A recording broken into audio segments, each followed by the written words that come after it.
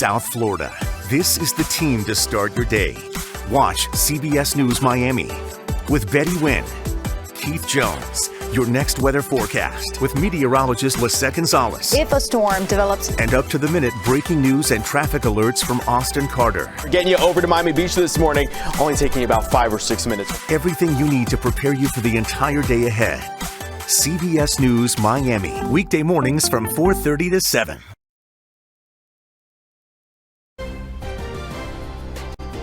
Here they come, strong storms with a lot of lightning making its way to the east. I'll time out these storms for this evening and let you know that we've got a very wet forecast coming up. Now at 7, mass shooting arrest. Police still searching for more suspects tonight as 2 men sit behind bars, what we're learning tonight.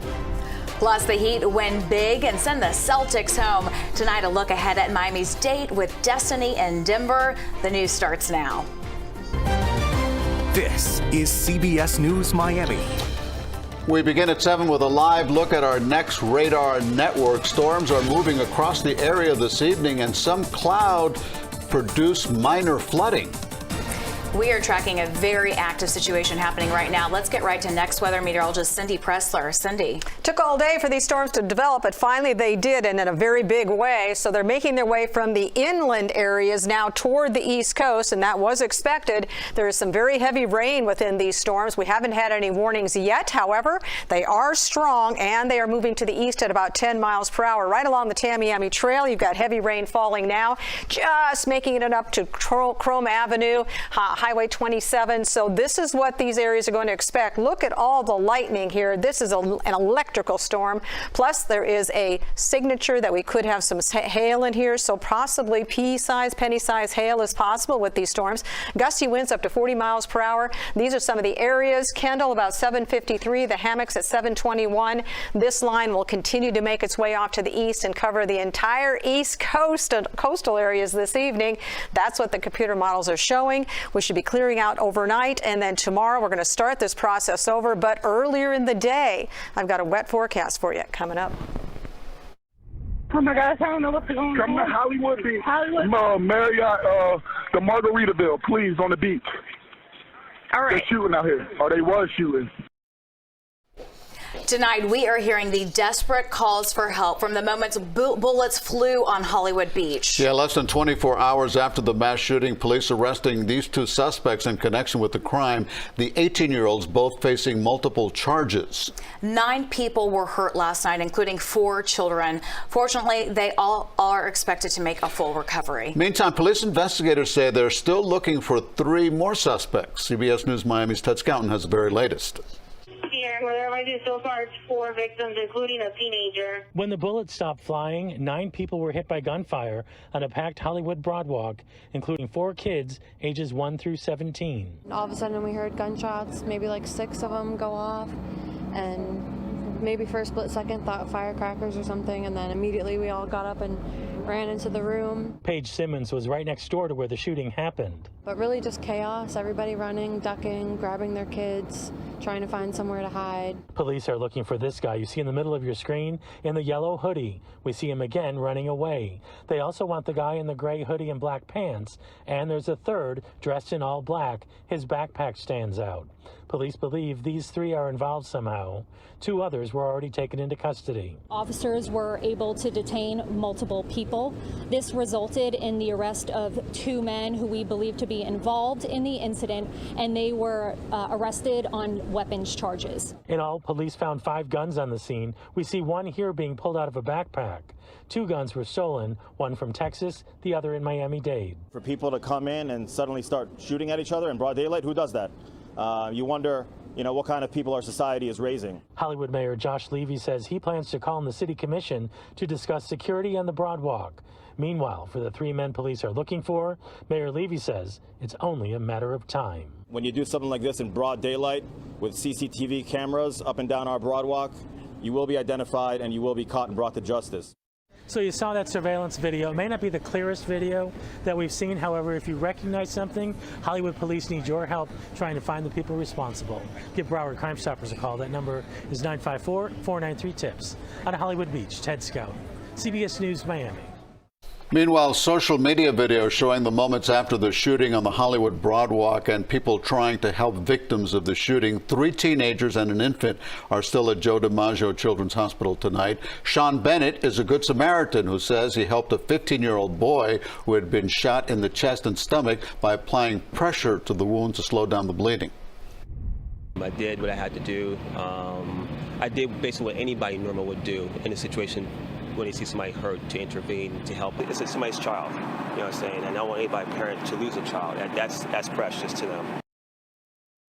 Now, Bennett tried to visit the victim at Joe DiMaggio Children's Hospital today, but was not able to do so. He is hoping to come back and see him soon. New tonight, a school crossing guard is in cuffs, accused of inappropriately touching a student. You are looking at Venel Jean-Francois. According to police, the victim was walking to North Miami Senior High. Jean-Francois is the crossing guard. He allegedly put his hand on her breast and then groped her. He then allegedly grabbed her hand and walked her across the street. He was arrested on Friday and has since been fired from his position. And now to the NBA Finals. The Miami Heat punching their ticket to their 7th Finals appearance in team history. Yes, Game 1 against the Nuggets tips off on Thursday, but our CBS News Miami team already in Denver with the Heat. Here's Jim Barry with how Miami found the motivation to get this far. Well, for the Miami Heat, there is no rest for the weary, but trust me, nobody is complaining. Right after vanquishing the Boston Celtics in Game 7 last night, they hopped on a plane and flew straight to Denver, got here in the wee hours of the morning. They've got a little time to rest up before thinking about how they're going to beat Nikola Jokic and the high-powered Nuggets in the NBA Finals, which start Thursday night. But what a moment last night in Boston. The Heat had a chance to celebrate, finally taking down the Boston Celtics, and a very convincing win in Game 7. Jimmy Butler named MVP of the Eastern Conference Finals, hoisting the trophy, and his wingman Caleb Martin got a big old hug from Pat Riley because Martin played huge the entire series. It was a moment of celebration, and it was a year in the making because it was on the Heat's minds of what happened last year. You recall, it was the Boston Celtics who kept the Heat out of the NBA Finals in Game 7 on the Heat's home court, so how sweet it was for the Heat to return the favor last night. What happened last year, obviously was on our mind, and it drove us this year. And that's what you always hope for competition, that it can drive you to a higher level. And I think that's what you saw in this series this year. Also, a higher level of coaching by Eric Spoelstra. His changing lineups and changing defenses confounded the Boston Celtics. Now we'll see what Spo cooks up to try to slow down Nikola Jokic and the high-powered Nuggets, who frankly have sailed through the playoffs. Can the Heat put up a fight? Starting Thursday night, we'll find out. On the road with the Miami Heat in Denver, I'm Jim Barry, CBS Sports Miami. Very exciting. And Jim Barry will be in Denver for Games 1 and 2 of the NBA Finals. Again, it all kicks off on Thursday night. Look for Jim's live reports all week long. The man who made headlines for a racist tirade against a group of teenagers on the Brickell Avenue Bridge a few years ago avoiding jail time today, Mark Bartlett, appearing in court to accept a plea deal. Back in 2019, he was caught on camera wielding a gun and yelling slurs to young protesters in Brickell. As part of the agreement in court, Bartlett will serve 10 years probation instead of 55 years in prison. Jury selection is set to begin tomorrow for a former Broward Sheriff's deputy. It's tied to the Parkland School massacre in 2018. Scott Peterson was in court today for a status hearing. He is charged with failing to confront the gunman at Stoneman Douglas High School and remaining outside the 1200 building during the deadly attack. Peterson is charged with 7 counts of felony child neglect. He could get nearly a century in prison if convicted. Peterson is the first U.S. law enforcement officer tried for allegedly failing to act during a school shooting. The Broward County School Board has narrowed the list of candidates to be the next school superintendent. The board has now decided on these 3 finalists. That's after nearly 3 hours of discussion. They are Peter Licata, Luis Solano, and Cito Narcisse. Now, the 3 are expected to be interviewed in person in June. That's when a final decision will be made. Still ahead, a closer look at the connection between hurricanes and climate change, how it's affecting the intensity of storms, in a special report on the dot. And a heartbreaking diagnosis for former First Lady Rosalind Carter. The update on her health after the break. And And an urgent search for survivors after an apartment building partially collapses in Iowa. The latest on the efforts and what authorities say comes next.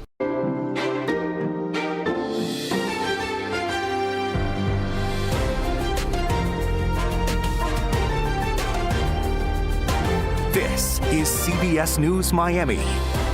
Welcome back. Hurricane season is back, kicking off this week through the end of November. And living in South Florida, we know all too well that year to year, it's hard to predict how bad a season will be. But what we do know is that climate change is having an impact on hurricanes and how destructive they are. Here's David Schechter on the dot. Hurricanes. They cause more death and destruction than any other kind of extreme weather event in the U.S. For example, when Hurricane Ian hit Florida last year, nearly 150 people died. Science tells us there's a connection between hurricanes and climate change. But how strong is that connection, and what can we expect for the future? Hi. Hi. Dr. Kristen Corbacero studies the intensity of hurricanes at the University at Albany in New York. Do we know if there will be more hurricanes in our future? We do not know that. We are less certain about that. And I know that's not a really satisfying answer. It's not a satisfying answer to me as a scientist, but I think we need to be honest about what we know and what we're most certain about, and then what we're less certain about. She says scientists don't know if climate change will lead to more hurricanes because they base their predictions for the future by looking at patterns from the past, and we just don't have enough historical data to do that. But there are things scientists are certain about, so let's talk about those. One is that hurricanes are getting stronger. That's because they're fueled by warm ocean water, and climate change is making the ocean warmer, and that juices up hurricanes. Another is sea level rise, and we have measurements on that going back in some cases more than 100 years. Corbacero says higher sea level leads to more destruction through storm surge. So it's one of the most clear things I can think we can say about hurricanes and climate change. And we know that this kind of bringing water ashore is really the #1 killer of people in hurricanes. And it's not just storm surge she's worried about. Check out this recent study in the Journal of Science Advances, published in April. Areas in darker red will likely see more hurricane landfalls in the next 40+ years. The areas in lighter blue will see fewer. So Florida is not looking good on this map. No. So the deep red over Florida would be more landfalls. When hurricanes happen in the western Atlantic Ocean, unless they make landfall, they generally don't make news. This study concludes that climate change is affecting the air patterns out there that push hurricanes towards land. So do I have this right? So these hurricanes that are happening out in the middle of the ocean that we never know about, because we've changed the way weather works, have more likelihood of hitting land, hitting Florida. Yes, that's what this study projects in 40+ years from now, that our change of the climate will impact these storms and whether they hit the U.S. or not. That's super interesting. So, how strong is the connection between climate change and hurricanes? Science tells us it's strong, though we don't know everything, like if there will be more hurricanes. And what can we expect for the future? Well, the U.S. may see more hurricanes that make landfall, and when they do, they'll bring more destructive water with them. I'm David Schechter, on the dot. When it comes to the toll of U.S. hurricanes, government estimates say in the last 40 years, they've caused more than $1.1 trillion in damage. They are responsible for nearly 6,700 deaths. And CBS News Miami is committed to helping you keep your family safe this hurricane season. We've put together a half-hour special with that in mind. Join us for Hurricane 2023, What's Next, hosted by CBS News Miami Chief Meteorologist and Hurricane Specialist Ivan Cabrera. The special airs Thursday at 7:30, right after CBS News Miami at 7. It's important information you need to know. We hope you will be watching. Always alerting, always tracking. This is Next Weather.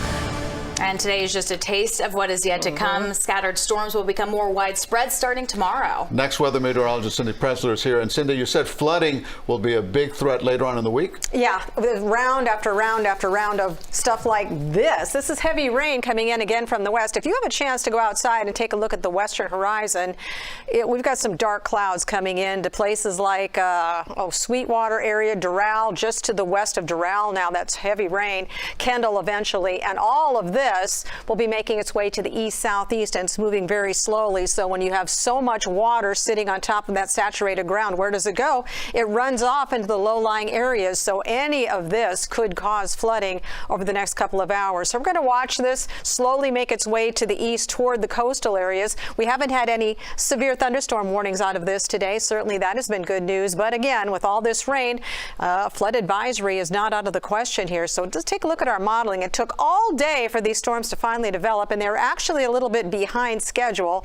So once they broke, they moved. So we're thinking 7, 8, 9 o'clock, we still have rain in the area, but by 10 o'clock, see how you're seeing a little bit lighter blue now? Now we're well past the peak heating of the day, so we should see them dying off. We get a break overnight, and then tomorrow, same thing again. We start this process again. We have that southeasterly wind. That's pulling in all kinds of tropical moisture. So by 2 o'clock in the afternoon, we've got some scattered storms popping, and this is just a depiction of what could happen. With all this moisture sitting there, we could have storms pretty much any time of the day starting tomorrow.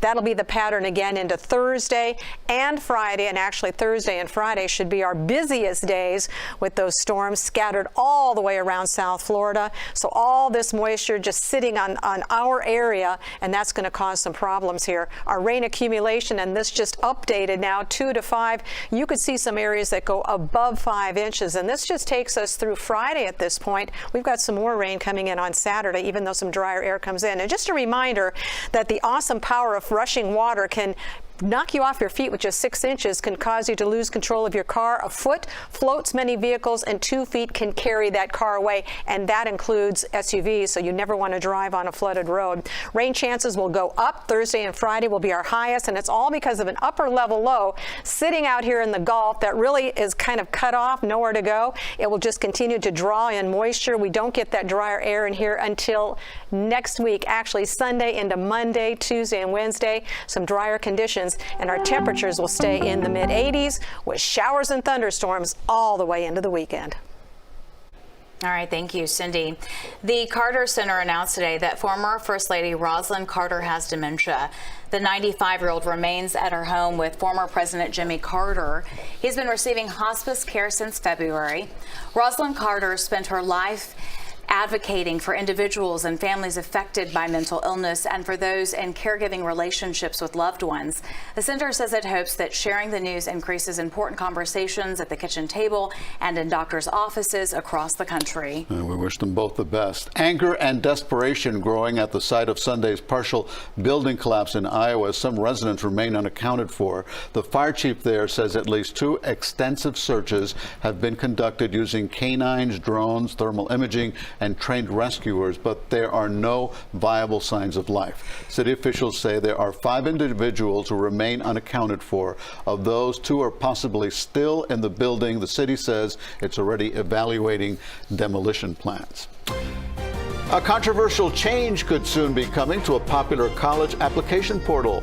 Why schools will be able to hide a student's race and ethnicity next.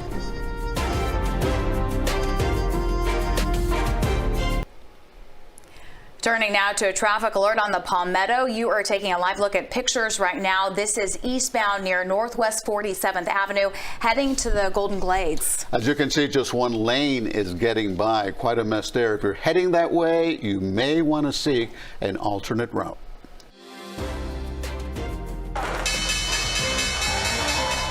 U.S. stocks closed mixed on Tuesday. The first day of a short trading week comes as investors await whether Congress will pass a tentative plan this week to lift the U.S. debt ceiling and avoid a potential default. Here's the final board. The S&P up less than a point. The Dow down 50 points. The Nasdaq up 41 points. The FDA wants to make it easier to understand how to safely take prescription medication. According to a new proposal, the updated guidelines would include the drug's name, what it's used for, safety information, common side effects, and directions on how to take it. The FDA says nearly 75% of Americans have had trouble taking their medication as directed. The FDA is asking for public input on the proposal during the next 60 days before finalizing the rule. Colleges will soon have the option to hide a student's race and ethnicity. It's on applications submitted through the Common App. The move comes ahead of the Supreme Court's ruling that would likely ban college and universities from taking race into consideration when admitting students. The decision could diminish the number of Black and Hispanic students in higher education. More than 1,000 colleges and universities in the U.S. use the Common App for student applications. CBS News Miami continues in a minute.